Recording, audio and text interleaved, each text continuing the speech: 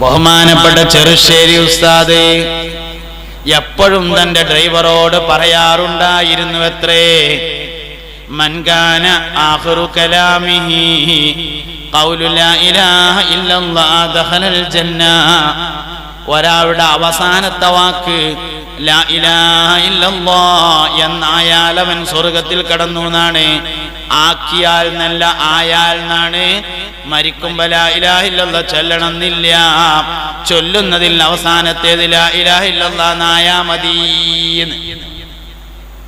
ചെറുശ്ശേരി എങ്ങനെ വഫാത്തായെന്ന് നിങ്ങള് ദിക്റ് ഇങ്ങനെ ചൊല്ലിക്കൊണ്ടിരിക്കുന്നതിന്റെ ഇടയിൽ ലാ ഇലാഹ ഇല്ലല്ലാഹ് ഇങ്ങനെ ചെല്ലുന്നതിന്റെ ഇടയിൽ സംസാരിക്കാൻ കഴിയാതായി. പിന്നെ ആശുപത്രിയിൽ കുറെ കടന്നു, സംസാരിച്ചിട്ടില്ല, അങ്ങനെ മരണപ്പെട്ടു. സമസ്തയുടെ മുൻഗാമികളുടെ വഫാത്ത് പഠിക്കേണ്ട ഒരു വിഷയമാണ് എല്ലാവരതും. ഒരു സത്യം ഞാൻ അങ്ങോട്ട് പറയാം. ജീവിതത്തിൽ ഒരാൾ ഏറ്റവും ആസ്വദിച്ച് ചെയ്യുന്ന പ്രവർത്തനം എന്താണോ ആ പ്രവർത്തനം മരിക്കുമ്പോൾ ചെയ്യാം. ഒരു സത്യം ഞാൻ നിങ്ങളോട് പറയാം. ജീവിതത്തിൽ ഒരാൾ ഏറ്റവും ആസ്വദിച്ച് ചെയ്യുന്ന കാര്യം എന്താണോ ആ കാര്യം മരിക്കുമ്പോൾ ചെയ്യും. ജീവിതത്തിൽ ആസ്വദിച്ച് പാട്ട് പാടുന്നവൻ പാട്ട് പാടിക്കൊണ്ടിരിക്കെ മരിക്കും. ജീവിതത്തിൽ ആസ്വദിച്ച് കച്ചവടം ചെയ്യുന്നവൻ കച്ചവടം ചെയ്തുകൊണ്ടിരിക്കെ മരിക്കും. ജീവിതത്തിൽ ആസ്വദിച്ച് ബൈക്ക് ഓടിക്കാൻ പറഞ്ഞിട്ട് ഇങ്ങനെ ആസ്വദിച്ച് ബൈക്ക് ഓടിക്കുന്നവൻ ബൈക്ക് ഓടിച്ചുകൊണ്ടിരിക്കും മരിക്കും. ജീവിതത്തിൽ ആസ്വദിച്ച് പ്രഭാഷണം നടത്തുന്നവൻ പ്രഭാഷണം നടത്തിക്കൊണ്ടിരിക്കെ മരിക്കും. ജീവിതത്തിൽ ആസ്വദിച്ച് ദിക്റ് ചൊല്ലുന്നവന് ദിക്റ് ചൊല്ലിക്കൊണ്ടിരിക്കെ മരിക്കും. ജീവിതത്തിൽ ആസ്വദിച്ച് നിസ്കരിക്കുന്നവൻ നിസ്കാരത്തിൽ മരിക്കും. ജീവിതത്തിൽ ആസ്വദിച്ച് എന്ത് കാര്യമാണോ ചെയ്യുന്നത് ആ കാര്യമാണ് മരിക്കുമ്പോൾ ചെയ്യാം. വെറുതെ പറഞ്ഞല്ല.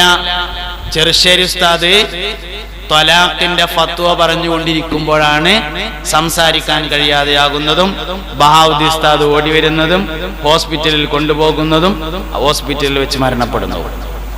KT മാനു ഉസ്താദ് അല്ലാഹു അവരുടെ ദർജ ഉയർത്തി കൊടുക്കട്ടെ. എന്തേണ്ടായി? ജമിയത്തുൽ മുഅല്ലിമീന്റെ സമ്മേളനം കോഴിക്കോട് കടപ്പുറത്ത് നടക്കുമ്പോ പൊതുസമ്മേളനാണ്. ലക്ഷക്കണക്കിന് ആൾക്കാര് സ്റ്റേജുമൊക്കെ ഇങ്ങനെ കയറി വന്നിട്ട് സ്വാഗതം പറയാൻ പോവുകയാണ്. എല്ലാരും ഒന്ന് കണ്ട് അസ്സലാമു അലൈക്കും ദ്വാരക്കണട്ടോ എന്ന് പറഞ്ഞുകൊണ്ട് അവിടുന്ന് ഇങ്ങനെ പോയി ആംബുലൻസ് കയറി മരിച്ചു. കരിമേലിട്ടാണ് മരിച്ചു. എന്തേ? നല്ല കാര്യം ആസ്വദിച്ച് ചെയ്താൽ അത് ചെയ്തുകൊണ്ടിരിക്കെ മരിക്കാം. ആസ്വദിച്ച് സിനിമ കണ്ടാൽ സിനിമ കണ്ടുകൊണ്ടിരിക്കെ മരിക്കാം. ആസ്വദിച്ച് പീഡിയക്കൊലയുമ്പോൾ വർത്താനം പറഞ്ഞുകൊണ്ടിരുന്നാൽ പീഡിയന്റെ മുമ്പിൽ ഇങ്ങനെ ചായക്കടയിൽ ഇങ്ങനെ സംസാരിച്ചുകൊണ്ടിരിക്കാൻ മരിക്കാം. ജീവിതത്തിൽ എന്താണോ ആസ്വദിച്ച് ചെയ്യുന്നത് അത് മരിക്കുമ്പോൾ ചെയ്യും. ഇതൊരു വളരെ പ്രധാനപ്പെട്ട കാര്യമാണ്. ചീത്ത കാര്യം ചെയ്യണം എന്നല്ല ഞാൻ പറഞ്ഞത്, ചെയ്യുകയാണെങ്കിലും ആസ്വദിച്ച് ചെയ്യരുത്. നല്ല കാര്യങ്ങൾ വെള്ളിയാഴ്ച ഒരു ജുമക്ക് മാത്രമേ അള്ളാന്റെ പള്ളികൾക്ക് പോകണുള്ളൂങ്കിൽ അതൊന്ന് ആസ്വദിച്ച് പോയിക്കൂടെ?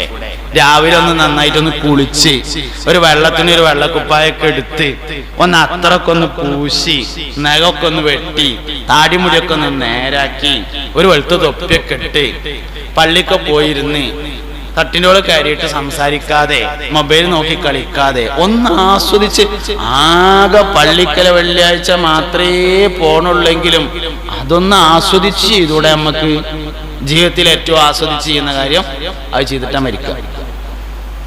സത്യമാണ് ഞാനീ പറഞ്ഞത്, വളരെ പ്രധാനപ്പെട്ട സത്യമാണ്.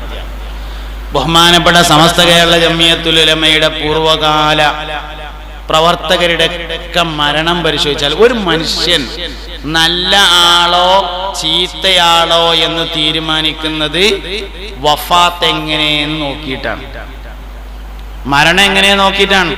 ഒരാൾ മുത്തഖിയാണോ എന്ന് തീരുമാനിക്കുന്നത് വഫാത്ത് നോക്കിയിട്ടാണ്. ഒരാൾ മുഖ്ലിസ് ആണോ എന്ന് നോക്കുന്നത് വഫാത്ത് നോക്കിയിട്ടാണ്. ഒരാൾ ആബിദാണോ എന്ന് നോക്കുന്നത് വഫാത്ത് നോക്കിയിട്ടാണ്.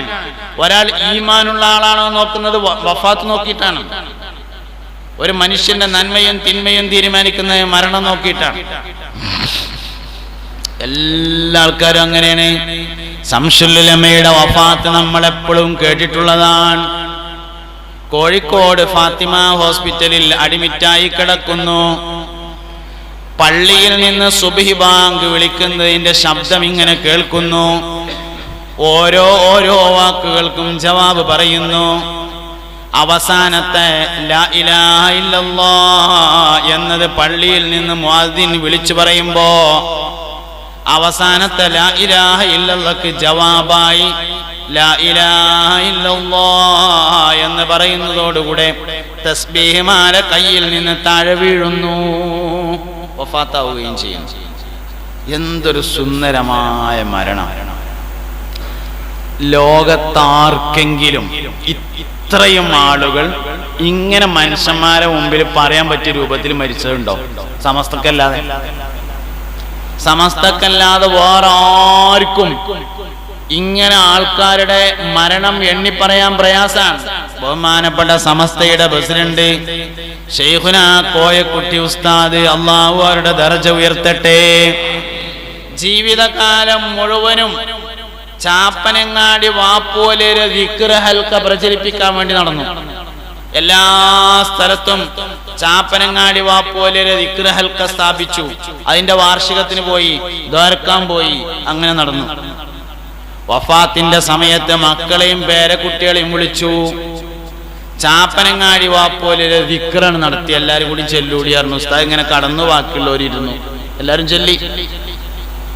ദിക്റാണ് കഴിഞ്ഞിട്ട് ദ്വാരക്കാൻ വേണ്ടി യാസീൻ ഇങ്ങനെ ഓതിക്കൊണ്ടിരിക്കുമ്പോ ഉറക്ക കലിമ ചൊല്ലി ഉസ്താദ് യാത്ര പിരിഞ്ഞു പോയി. തിരൂർക്കാട് മുഹമ്മദ് വലിയര്, ആലിക്കുട്ടി ഉസ്താദിന്റെ അനിയൻ. തിരൂർക്കാട് മുഹമ്മദ് വലിയര് ബിസിനസ്സുകാരനാണ്. മുഹമ്മദ് ഹാജി എന്നാണ് പറയാറുള്ളത്. ഫൈലിയാണ്, മൂല്യരാണ്. പക്ഷെ ആൾക്കാർ പറയാം മുഹമ്മദ് ഹാജി എന്നാണ്. ഞങ്ങളൊക്കെ ഭാഗത്ത് മുഹമ്മദ് ഹാജി എന്ന് അറിയപ്പെടുക. എന്താ? പള്ളിയിൽ ജോലി ചെയ്യണതിനേക്കാൾ കൂടുതൽ ബിസിനസ്സാണ്. കുന്നത്ത് എക്സ്പോർട്ടേഴ്സ് എന്ന് പറയുന്ന കമ്പനി ഉണ്ട് അദ്ദേഹത്തിന്. 100 ടെക്സ്റ്റൈൽസ് KS എന്ന് പറയുന്ന ടെക്സ്റ്റൈൽസിന്റെ ശൃംഖലയുണ്ട് അദ്ദേഹത്തിന്. വഫാത്താകുന്നതിന് മുമ്പ് പള്ളിക്കത്തെ മുക്രി ഉംറക്ക് പോയി. പള്ളിക്കത്തെ മുഅദ്ദിൻ, പള്ളിക്ക് ബാങ്ക് കൊടുക്കുന്ന ആള് ഉംറക്ക് പോയി. ഞാൻ ബാങ്ക് കൊടുത്തോളാന്ന് പറഞ്ഞു.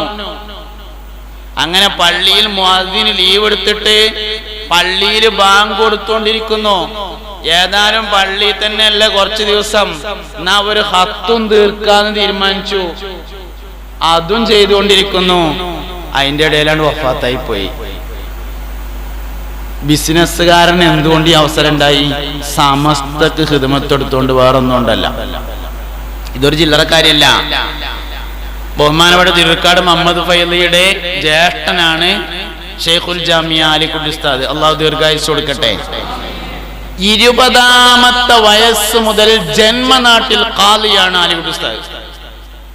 ഞാൻ ഈ പ്രസംഗിക്കുന്ന സമയത്തും തിരൂർക്കാട് എന്ന ജന്മനാട്ടിൽ ആലിക്കുട്ടി ഉസ്താദാണ് ഖാദി. ഞാൻ ഈ പ്രസംഗിക്കണ ഈ സമയം ഇപ്പോഴും തിരൂർക്കാട് എന്ന ജന്മനാട്ടിൽ ഒരു മനുഷ്യന് അഡ്രസ് ഉണ്ടാകുക എന്ന് പറഞ്ഞാൽ അതിലേറെ വലിയ യോഗ്യത എന്താ വേണ്ടേ? ജനിച്ച നാട്ടിൽ അദ്ദേഹത്തിന്റെ പിതാവ് അതേ പള്ളിയിലെ മുഅദ്ദിനായിരുന്നു. തന്റെ വാപ്പ ഏത് പള്ളിയിലെ മുഅദ്ദിനാണോ അതേ പള്ളിയിൽ ജന്മനാട്ടിൽ 20ാമത്തെ വയസ്സ് മുതൽ ഖാദിയാണ്. സമസ്തയുടെ ജനറൽ സെക്രട്ടറി ഷെയ്ഖുൽ ജാമിയ ആലിക്കുട്ടി ഉസ്താദ്. ഇതൊരു ചില്ലറ കാര്യമൊന്നുമല്ല, ഇതൊരു ഭയങ്കര സംഭവമാണ്.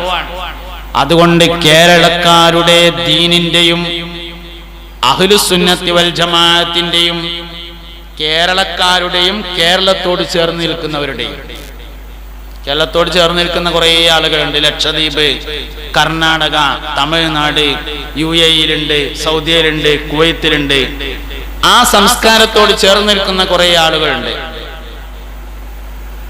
അവരുടെയും ഒക്കെ വളരെ പ്രധാനപ്പെട്ട ചില കാര്യങ്ങൾ നമ്മൾ മനസ്സിലാക്കണം.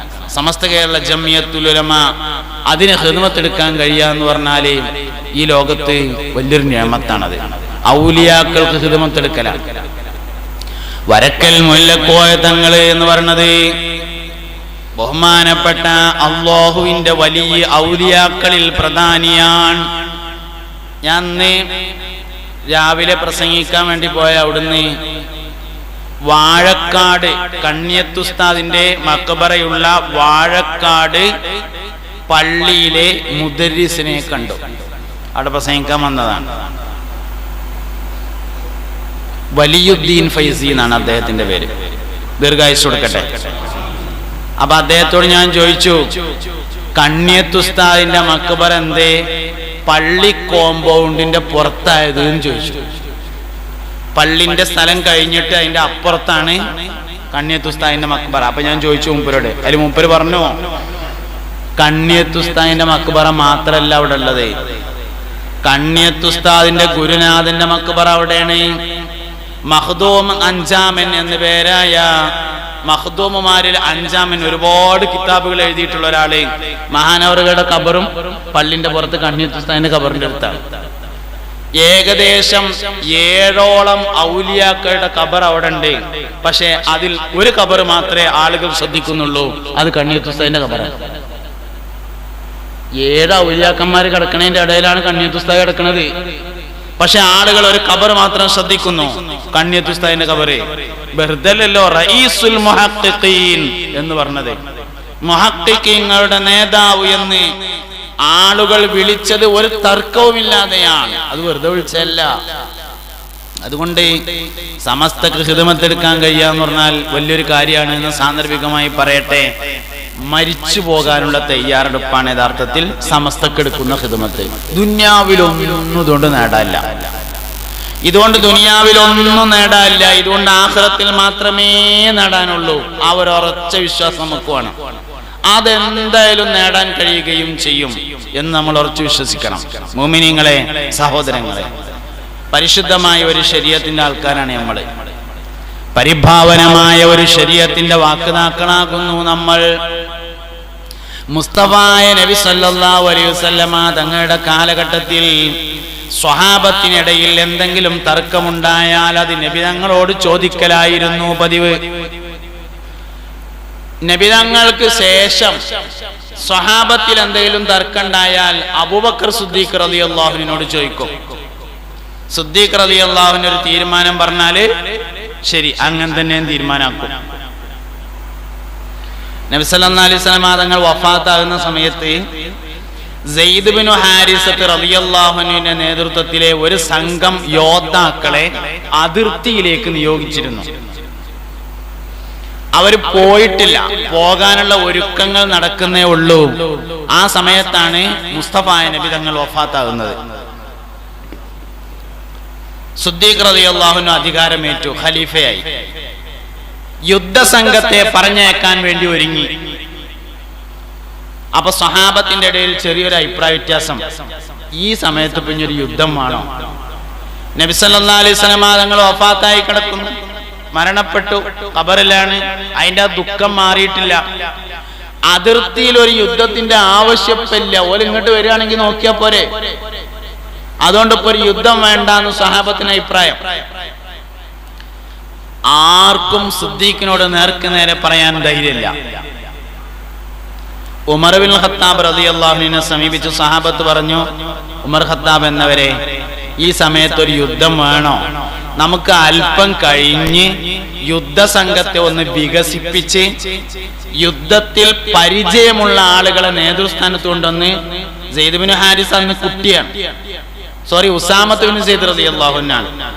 സെയ്ദ് ബിൻ ഹാരിസയുടെ മകനാണ് ഉസാമത്ത് ബിൻ സെയ്ദ് റളിയല്ലാഹു അൻഹു. ഉസാമ വളരെ ചെറിയ കുട്ടിയാണ്. നബി സല്ലല്ലാഹു അലൈഹി വസല്ലം തങ്ങളുടെ വളർത്തുപുത്രനായിരുന്നു ഉസാമത്ത് ബിൻ സെയ്ദ് റളിയല്ലാഹു അൻഹു. ഇപ്പൊ ഒരു യുദ്ധം വേണോ എന്ന് പറഞ്ഞു. ഉമർ ഖത്താബിന് തോന്നി അതൊരു ശരി തന്നെയുള്ള ഇപ്പൊ ഒരു യുദ്ധം വേണോ.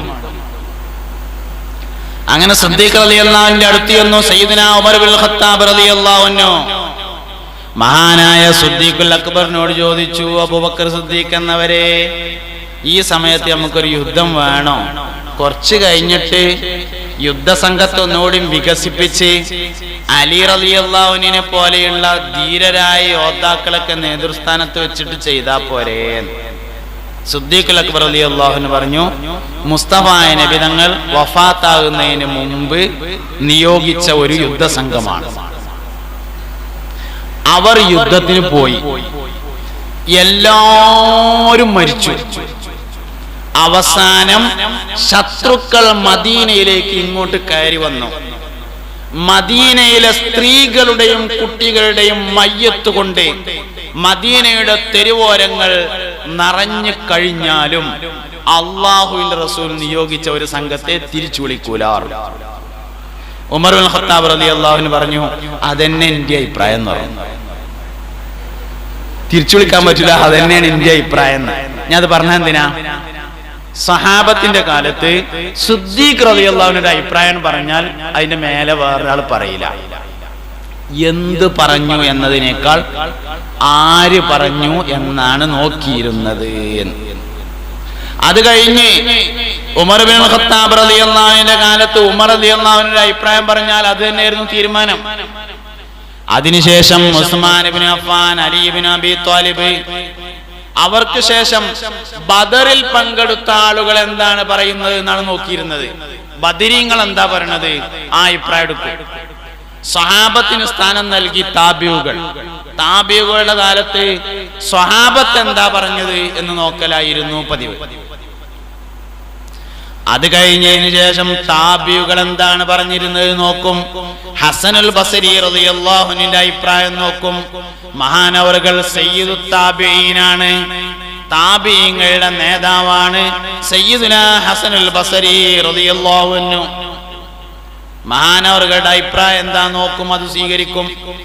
അടുത്ത കാലം വരെയും അങ്ങനെയാണ്. എന്ത് പറഞ്ഞു എന്നല്ല നോക്കല്, ആര് പറഞ്ഞു എന്നാ നോക്കല്. അഹമ്മദ് കോയ ശാലിയാത്തി പറഞ്ഞതാണ് എന്ന് പറഞ്ഞാൽ അതെന്നെ ഇക്കാരം ശരി, നമ്മക്ക് വിവരമില്ലാത്തതുകൊണ്ട് ഇക്കാരം എന്ന് വിചാരിക്കും ആളുകള്. ഇന്ന് ഇമാം ഷാഫി പറഞ്ഞാലും അതൊന്നല്ല ശരി, അതിനേക്കാൾ വിവരം എനിക്കാണ് എന്ന് പറഞ്ഞ ആൾക്കാരാണ്. തിരിഞ്ഞപ്പോ നിങ്ങൾക്ക് സംഗതി ഇതാണ് ഇപ്പൊ വിഷയം. ഷാഫി ഇമാമ പറഞ്ഞതാണ് എന്ന് പറഞ്ഞാലും ആ ഹദീസ് മൂപ്പർക്ക് കിട്ടിയിട്ടുണ്ടാവില്ല, അത് നമ്മക്കേ കിട്ടിയതുള്ളൂ എന്ന് ആൾക്കാർ വിചാരിക്കുക. എന്താ കട്ട 10 ലക്ഷം ഹദീസുകൾ കാണാതെ പഠിച്ച ആളാണ് സയ്യിദുനാ ഇമാമുനാ ശാഫിഈ റളിയല്ലാഹു അൻഹു. 7-ാം വയസ്സിൽ ഖുർആൻ മനപ്പാഠമാക്കിയ ആളാണ്. 12-ാമത്തെ വയസ്സിൽ ദർസ് നടത്താനും ഫത്വ കൊടുക്കാനും തുടങ്ങിയ ആളാണ്.